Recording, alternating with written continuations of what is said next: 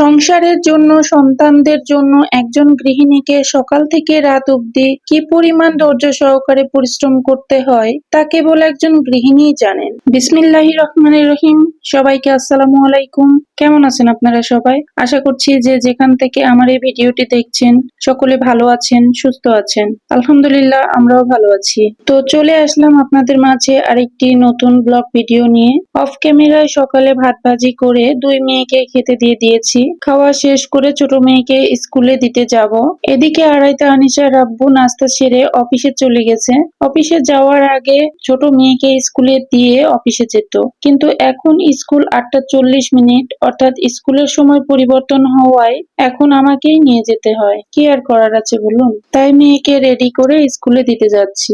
সকাল থেকে বিকেল 5টা পর্যন্ত খুব ব্যস্ততায় থাকতে হয়। সকালে মেয়েদের বাবাকে নাস্তা করিয়ে অফিসে পাঠানো, ছোট মেয়েকে রেডি করে স্কুলে নিয়ে যাওয়া, ছুটি হলে নিয়ে আসা, আবার বড় মেয়েকে স্কুলে দিয়ে আসার সময় বাজার করে এসে কাটা বাছা করে দুপুরের রান্না করা সহ ঘরের টুকিটাকি কাজ। তারপর দুপুরের খাবার খাওয়া শেষ করেই আবার বড় মেয়ের স্কুল ছুটির সময় হয়ে যায়, তখন আবার বড় মেয়েকে স্কুল থেকে নিয়ে আসতে হয়। আমার মেয়েদের আমি একলা ছাড়ি না, শুধুমাত্র তাদের স্কুলে নিয়ে যাওয়া ও নিয়ে আসার জন্যই আমি স্কুটি চালানো শিখেছি এবং সেই স্কুটিতেই ওদের স্কুলে নিয়ে যাওয়া আসা করি।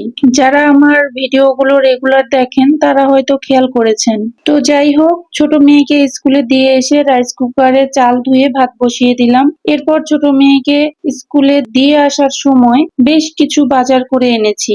আজকে সবজিগুলো কাটাকুটি না দেখিয়ে অফ ক্যামেরায় কেটে নিয়েছি।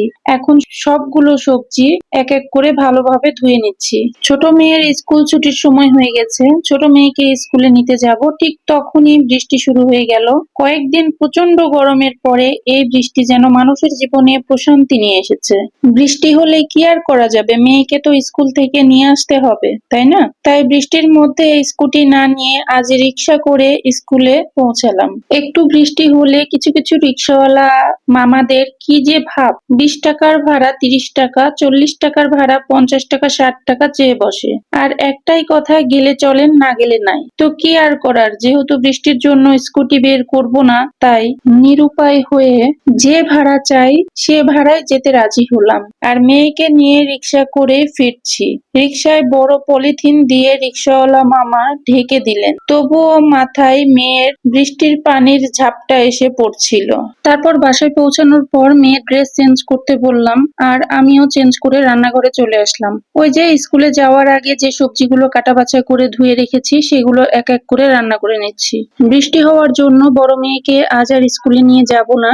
বৃষ্টির পরিমাণ বেশি হওয়ায় রাস্তার বিভিন্ন জায়গায় পানি জমে রাস্তা ডুবে গেছে। এর মধ্যে আর বড় মেয়েকে স্কুলে নিয়ে যাব না। এদিকে 3 পদের রান্না করব, তার জন্য 3 পাতিলে সবজিগুলোর মধ্যে পরিমাণ মতো পেঁয়াজ কুচি, স্বাদ মতো লবণ, হলুদ গুঁড়া, মরিচ গুঁড়া, আদা জিরা রসুন বাটা ও পরিমাণ মতো তেল দিয়ে হাতের সাহায্যে ভালোভাবে মাখিয়ে নিচ্ছি। এরপর গ্যাসের চুলার এক পাশে করলা দিয়েছি আর অপর পাশে মাছগুলো ভেজে নিচ্ছি।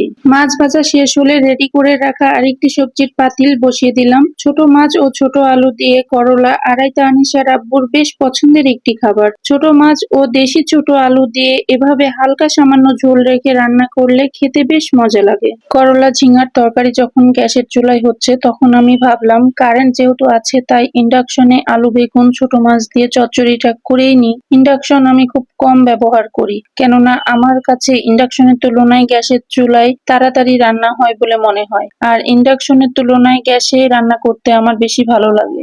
দেখতে দেখতে আমার সবগুলো রান্না হয়ে গেছে, এমনকি রাইস কুকারে ভাত বসিয়েছিলাম সে ভাতও হয়ে গেছে। রান্নার জন্য যে ফ্রাই প্যান ও পাতিলগুলো ব্যবহার হয়েছে সেগুলো ভালোভাবে ধুয়ে সিঙ্কের পাশে পানি ঝরানোর জন্য রেখে ইন্ডাকশন ও গ্যাসের চুলা খুব ভালোভাবে মুছে নিলাম। রান্না বান্না শেষ করে পাতিল হাঁড়ি মেজে ধুয়ে গ্যাসের চুলাটা একটু মুছে না নিলে মনে যেন শান্তি আসে না, আর যখন করা কাজ তখন করাটাই ভালো, পরবর্তীতে চাপ কম হবে। এই তো একে একে আমার সব রান্না হয়ে গেছে। এটা হচ্ছে ছোট মাছ ও দেশি ছোট আলু দিয়ে করলা, তারপর ছোট মাছ আলু ও লম্বা বেগুন দিয়ে চচ্চড়ি, আর পটল ঝিঙা কাতলা মাছ দিয়ে ঝোল। যেহেতু বড় মেয়েকে আজকে স্কুলে নিয়ে যাইনি, তাই রান্নাগুলো আমার তাড়াতাড়ি হয়ে গেছে। আড়াইতা আনিশার আব্বু এখনো অফিস থেকে বাসায় আসেনি। আমি টেবিলে খাবার রেডি করে নিয়ে আড়াইতা আনিশার আব্বুর আসার অপেক্ষা করছি। আসলে একসাথে দুপুরে লাঞ্চ করে নিব। আমি দুপুরে রেস্ট নিচ্ছি আর আমার বড় মেয়ে রান্নাঘরে গিয়ে তার পছন্দের হালিম রান্না করে আমাকে নিয়ে এসে বলে, আম্মু তোমার জন্য বিকেলের নাস্তা রেডি, 10-এ কত দিবা? খাওয়া শেষ করে আমি 10-এ 10-ই দিলাম। কেননা আমি এই বয়সে কোনো রান্না জানতাম না, অথচ আমার বড় মেয়ে হালিম রেসিপি সহ বেশ কিছু রান্না জানে। আলহামদুলিল্লাহ। আমি রেস্ট নিচ্ছিলাম, তাই আমাকে না ডেকে নিজেই রান্না করেছে, সেজন্য হালিম তৈরির ভিডিওটা করা হয়নি। এদিকে আমার ছোট মেয়েও খুব মজা করে খাচ্ছে। এটা হচ্ছে রাতের ডিনার। যেহেতু আজ সারাদিন প্রায় বৃষ্টি হচ্ছে, তাই ভাবলাম রাতে খিচুড়ি করি। বৃষ্টি হলেই আমার দুই মেয়ে বলে, আম্মু খিচুড়ি ডিম ভাজি করো। তাই আজ খিচুড়ি ডিম ভাজি ও মাছ ভাজি রাতের ডিনার। বৃষ্টি হলে কি আপনাদের বাসায়ও খিচুড়ি ডিম ভাজি হয়? তা কমেন্ট অপশনে জানাবেন। তো ভিডিওটির লাস্টে একটা কথা না বললেই নয়, সেটা হচ্ছে আমার ভিডিওটি যদি আপনাদের কাছে ভালো লাগে তাহলে একটি লাইক দিয়ে পাশে থাকবেন। আর যদি বেশি ভালো লাগে তাহলে সাবস্ক্রাইব করতে ভুলবেন না। আমি আপনাদের মতো অত অভিজ্ঞ নই। আমার কথা ও কাজের মাঝে যদি কোনো ভুল ত্রুটি থাকে তাহলে আমাকে ক্ষমা সুন্দর দৃষ্টিতে দেখবেন। আজকের ভিডিওটি এ পর্যন্তই। সকলে ভালো থাকবেন, সুস্থ থাকবেন।